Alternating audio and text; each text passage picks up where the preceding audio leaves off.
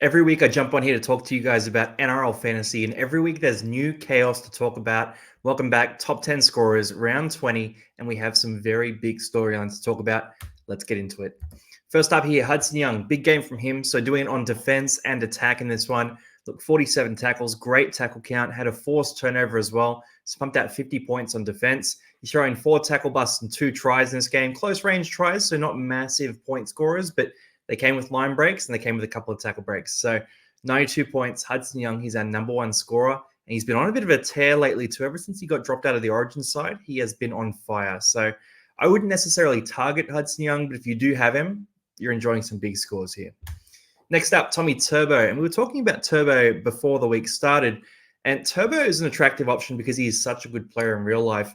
Not necessarily a fantasy guy. So if he has an average game, he doesn't score too many fantasy points. But we know that Turbo can come out and have games like this. So on defense, he had the try saver. On attack, 3 try assists, 2 tries.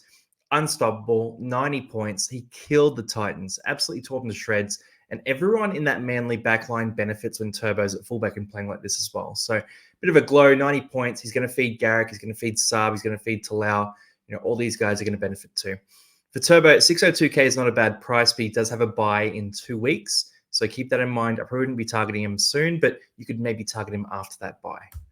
Third up here, Nathan Cleary. And look, people were doubting Cleary. He'd been out for a while. He came out in this game. He had a try assist at the start of the game. He kicked a 40-plus meter field goal to finish it off as well. So Nathan Cleary hasn't missed a beat here. Look, 86 points is fantastic. That was 79 points about 2 hours ago. And it keeps on updating. But look, with Nathan Cleary, you can't stop scoring points here. So yeah, the field goal there, 2 try assists, 5 tackle busts. Other than that, it was a pretty regulation sort of game from Cleary. So I'm looking at him and thinking, you know what? This guy's going to go on a tear to finish the year. I'm expecting some very big scores. I think 70 to 80 points is his average. And our weekly captain slot is a very realistic range of outcomes here for Cleary. So 860K is not cheap. It's going to be about 850K after this week. Still, he's worth every dollar. Go get Nathan Cleary. Don't think about it. Make him your captain. Fourth up here, Damien Cook. And look, 750K for Cookie is a little bit cheaper than Cleary, but the job security is a bit of a challenge with the Bunnies falling out of the finals race and Mama Zealous potentially stealing some minutes down the stretch because Damien Cook obviously moves to the Dragons next year. So with Cookie, I don't know about that, but at the same time, he was moved out of hooker this week. He moved into a number of different positions there. So for a while, he was playing center, for example, and he didn't make his usual tackles, but he had 156 meters run. He had 2 try assists. He had 7 goals as well. So the goal kicking is a randomly unexpected bonus for him too. And I'm looking at him and thinking, look, 79 points. That is premium for hooker. So hookers haven't been scoring well this year at all. And if Cook can keep pumping out big scores like that, no matter where he is on the field, then maybe I need to reassess this position I have. At the same time, though, I jumped on Starling instead. A lot cheaper, scored 60 points. I'll cop that and live with it. I'm sure a lot of you guys did the same thing, but Damien Cook, he's on a tear. All right, next up, Fanua Blake, my vice captain for this week. I wish he was my captain. Look, he just tore it up here. So Tohu Harris is out for the year.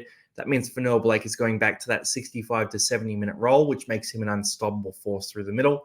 I'm looking at him. I'm looking at the stat line. I'm seeing 200 meters run. I'm seeing 4 tackle busts. I'm seeing a try and 76 fantasy points. If you have Fanua Blake, you're very happy with this. Keep riding with it.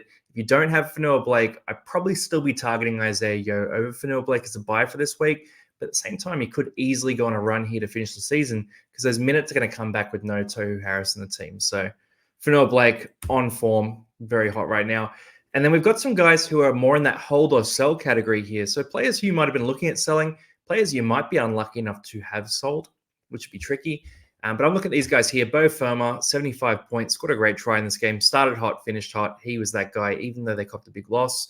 We've got Hamaso. So Hamaso, Tabuai Fido just came out and, again, we talked about him. If he can score a try every week, then he's a great fantasy prospect. He keeps on scoring tries. So if you want to make that bet, you can make that bet. I personally don't like my players being that attacking stat reliant, but Hamaso seems to convert them automatically. So, hey, 73 points, not out of the ordinary. Halem Lukey scored 2 tries in this game as well. So 73 points for him is a big boost. If you're an owner, got to stick with him for a bit now. He's got a low break even. So we'll keep rolling there. Wade Egan, when he plays 80 minutes, he is a 50 average guy. 72 is very high for him, but at the same time, at 460K coming into this week, I really like the price. I really like the player. And if he can stay on the field and stay injury-free, that's really the only concern that we have for him. And then Sean Bloor, the last one here. So 65 points here. Actually, I think that did jump to 70 points just before on the updates there. So with Sean Bloor, that score is changing. It's moving. But looking at him, I'm thinking, you know what? He's in my team right now. Cam Munster comes back and either next week or the week after.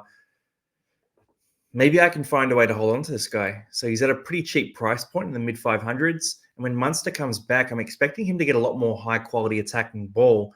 And he showed on the weekend how good he can be on attack. So Sean Bloor could be a guy you hold on to for the run home. Anyway, that is our top scorers for round 20 NRL Fantasy. Hopefully you had a few of these guys at least. You can't have had all of them, right? If you did have all of them, let me know. But you probably didn't have all of them. At least if you had at least a few, that's great. You can target a few more this week. We got 8 trades last week, so you'll have trades in the bank to use. Best of luck this week, guys, and I'll see you on the next video.